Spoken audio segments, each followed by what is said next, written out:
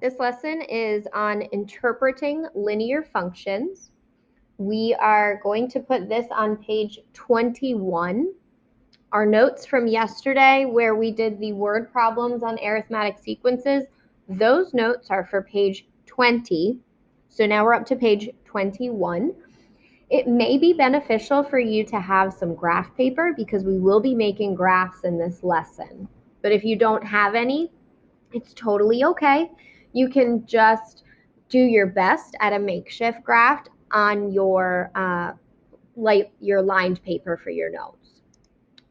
So the first question we're going to look at says that Savannah is 3 years old. She has a piggy bank she wants to fill. She's starting with 5 pennies, and each day her sister gives her 3 pennies to add to her bank. Use a table and a graph to help create an equation to express the number of pennies in Savannah's piggy bank on day n. So I need to start thinking, since I need to make a table and a graph, about who will be our input or our independent and who's going to be our output or our dependent. It does tell me here, you can see it says day n. So that tells me that days is my input. So in my table, I labeled day as my input, pennies as my output. I used my common difference or rate of change of 3 to help myself fill in some more points on my table so that I could make a graph.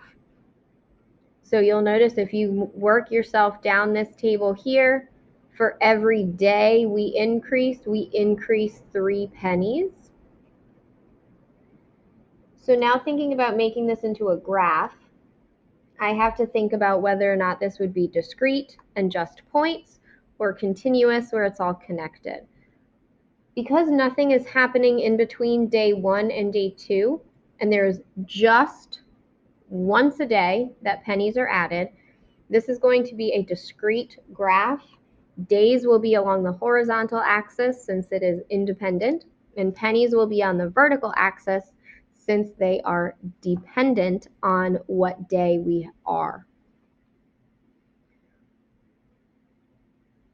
So now if we're thinking about going to make our equation, since we're dealing with a arithmetic sequence, I can make both a recursive and an explicit formula. Now to remind your brain of our old, pretend you didn't see that yet. To remind your brain of our old formula, it was the next equals now with my common difference. But if you remember yesterday, our new way of writing recursive is with that very special output notation, A sub n or AN. So AN matches with my next, and A sub n minus 1 matches with my now. And then I do also need to remember to put that my first output is 5. And then my explicit formula, I need my first output, my first input, and my common difference. Well, since my first output was 5, that will be the first thing I see in my formula, my common difference of 3, and then it will be n minus 1 since 1 was my first input. So everything we've done so far is just a review of what we've done so far to this point with arithmetic sequences. And now we're going to change gears a little bit because of the type of question I'm now going to give you. So I have a small pool that holds 1,500 gallons of water. She's filling the pool for the summer. When there's 5 gallons of water in the pool, she decided that she didn't want to stand and watch the pool fill. She needs to figure out the time it would take to fill the pool so she can come back and turn off the hose at the right time. She found the hose was filling the pool at a rate of 2 gallons per minute. And our job, just like before, is to use a table and a graph to help create an equation to express the gallons of water in the pool at t minutes. So now when I'm making my table, my time factor is still going to be my input. However, this time it's going to be gallons per minute. That is, or excuse me, gallons is my output. Minutes is the thing that's going to be my input. So I'm looking at how many gallons are happening at each minute. So now when I make my table, I'm going to have my minute and my number of gallons as my headers. For every minute that goes by, I have gone up 2 gallons. So before, we would have made our graph like this. However, this is now one of those scenarios that we could actually connect the dots, because we're looking at what is happening with this hose for every second it is filling up the pool. We are not all of a sudden having 2 more gallons dumped into the pool every minute. That hose is continuing to flow and add water to the pool. So this is a scenario where it would make sense to pause at 1 minute and 35 seconds and question how many gallons are in the pool, because that hose is always flowing.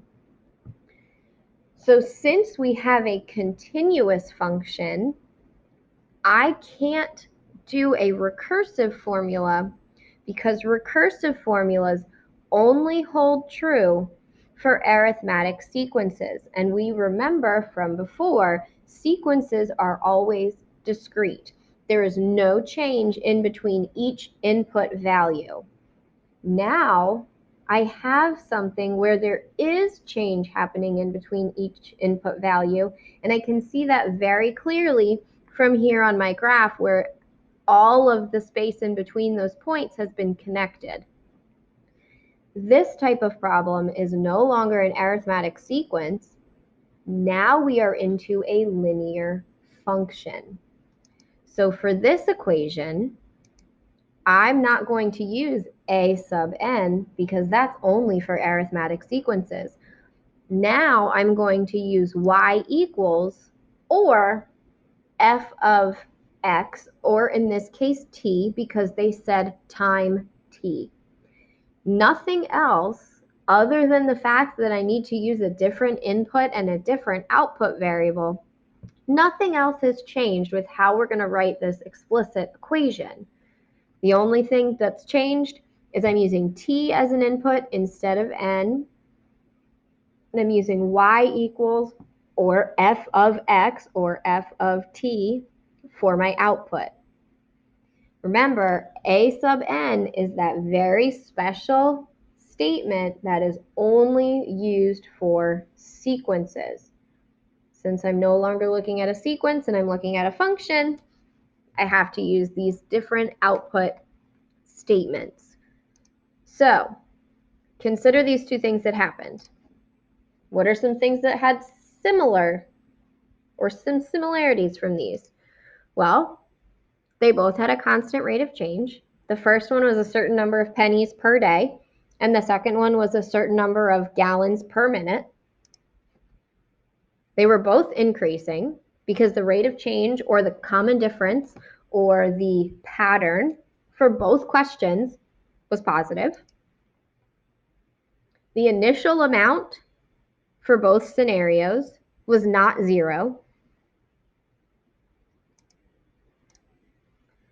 And both scenarios started at our time value, or our first input, being 1 and not 0. So in both cases, both my initial output, or my first output, and my first input, they both happened at a number that was not 0. Well, what's different? The piggy bank was an arithmetic sequence and had a graph that was discrete. That means all of my input values, or my domain, was only whole numbers. The pool was always filling. The hose was always flowing. So now in that case, that graph had to be continuous, which means the domain is continuous, which means it's all of the possible x values I could ever think of. I could even use fractions and decimals as input values for the table or the equation or the graph for the pool. Like I said, 1 minute, 35 seconds. That would be okay for that pool scenario, but not for the piggy bank because I couldn't do 1.5 days because her sister only did it once every day. So I know sometimes seeing it in a Venn diagram is helpful. I'm going to put the same information we just talked about into this Venn diagram now. So my arithmetic sequence, my graph is discrete. My linear function, my graph is continuous. But either way, everything falls into a line.